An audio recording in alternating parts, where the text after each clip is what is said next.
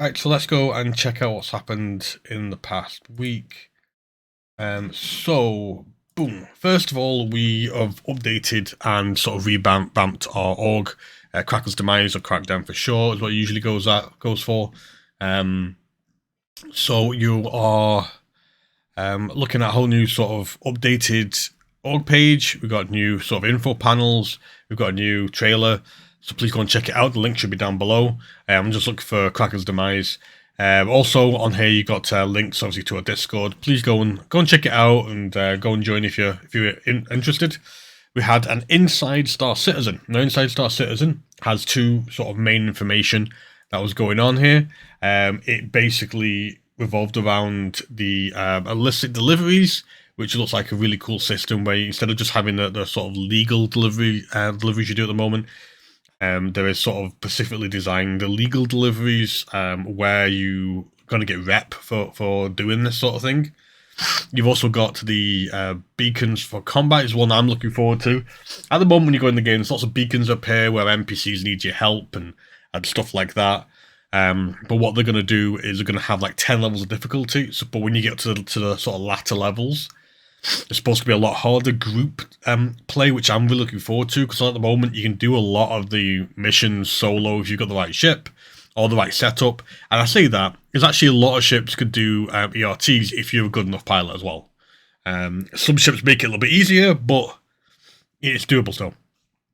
So I'm liking the idea of having to have a group to do these sort of higher end missions. Looking forward to that. Now we have a sneak peek. Now I think this is the Reclaimer settlement. They've talked about having the Reclaimer settlements, and Reclaimer derelict settlement sort of thing.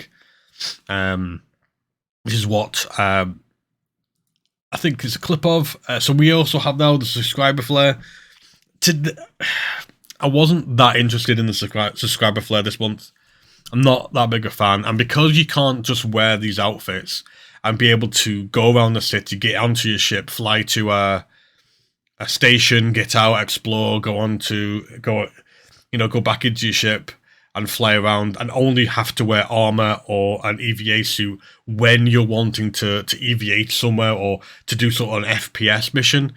I don't like it. I think it's a shame because I do want to actually spend time just in casual wear in the game, but because you're going to have to get changed, go to the station, go back to a station, get changed so often, I've had it a little bit annoying. But then you could fix that with a very easy sort of loadout system where you can sort of click a button and you get changed into do two different out things. If you had a loadout system where in the ship I can just push a button and it'll go into my EVA sort of thing. If I click onto sort of a wardrobe bit and do it, then that'd be pretty cool. So if you got the base subscription, you get this one here. If you got the next level up, you get this one as well, and this is the one you have to buy, the Copperhead. But yeah, no, not that interested in this month's subscriber flare. Yeah. This is the lore. The lore revolves around Bedsworth Care Centre. If you want to check that out, again, it's on their website. You can have a look at the different sort of laws and doctors and stuff, what they've done throughout the sort of lore behind that centre. I never really read them, but some people get really interested in them, so go check it out. Now, I have to mention this. At the moment, there is a lot of problems with the game. I think it comes to the fact that it's been heavily degraded, the persistent universe, as well as access. Now, the issue you've got at the moment is like sometimes you go to Arena Commander, there's no ships.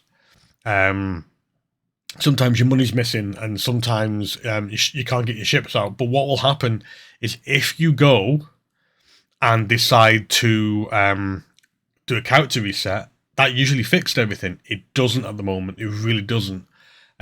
So my advice would be to hold off doing character resets and messing around so much until you've got whatever's degrading the system fixed. It's unresolved at the moment, so you've got duplicate ships. You've got claiming issues. You've got the money issues. I would, if the game's working fine or playable, go for it. If there's any major issues, I would hold off until they figure out more information. Now we have this week's update to the roadmap. Now, what's coming in 3.17.2 is you've got the new sort of stations and rest stops. You've got the derelict reclaimer settlements, point of interest. They had the sneak peek. You've also got the derelict reclaimer space missions, the AI, which is apparently the planning on AI NPCs been moving a little bit more freely around the planet. Don't know what that entails, but we'll see. The illicit delivery missions, which appeared in the Inside Star Citizen, are going to be added, and Siege of Orison. Siege of Orison is what a lot of us have been looking forward to. The idea of Ninetales getting into Orison onto some platforms just seems awesome. We have some additions to the progress tracker. We've got obviously the vehicle munching for salvaging. We've got freight elevators, which are designed to bring cargo to and from a ship, or landing pad. So what I'm thinking is, sometimes you get the landing pads and you've got your little elevator to get into, and there's like big nothingness, like a big door for no reason. I presume that's going to open and you could be able to pull your cargo out, things like that. New player experience, the first 30 minutes of gameplay experience to help new customers, new players. I used to have a tutorial, but because the game changed so often, they couldn't update the tutorial so much. Player machine physical interactions, so you're looking at being able to flick switches on and off in areas of the cockpit, stuff like that, locking doors, that's pretty cool. Got 2 ships that have appeared on the progress tracker now. You got the base version of the Retaliator. At the moment, the Retaliator is obviously the bomber version with the torpedoes. That whole torpedo section will be missing, and they'll have this base section, which I've no idea what it's going to be. Maybe living quarters or something, but they've already got living quarters up top. I don't know. We'll find out. And the Anvil Crucible is one that I'm quite interested in. The Anvil Crucibles are a very large repair ship. It's going to be able to have smaller fighters and medium fighters land onto it to be repaired, but it's got these massive arms that can literally start repairing Idrises and stuff. So it's a very major player in repairing, just like the Starfarer is a kind of major player in refueling. But so, yeah. Now, we've also got the Squadron 42 monthly report, and there's a lot to read in this. So I'm going to try and briefly go over as much as I can. So let's have a look. You've got AI content, which is Rapid Up Arcade Machine, enabling crew decks to interact with Gladius's fuel ports and stuff like that. You've got Vandal Close Quarters combat improvement, things like that. Controllable accuracy for human combat. In the tech, you've got improved quantum travel, cleaning up several test maps, NPCs being able to push and pull things around the place, adding a stuck indicator, NPC defending area behavior has been improved and worked on.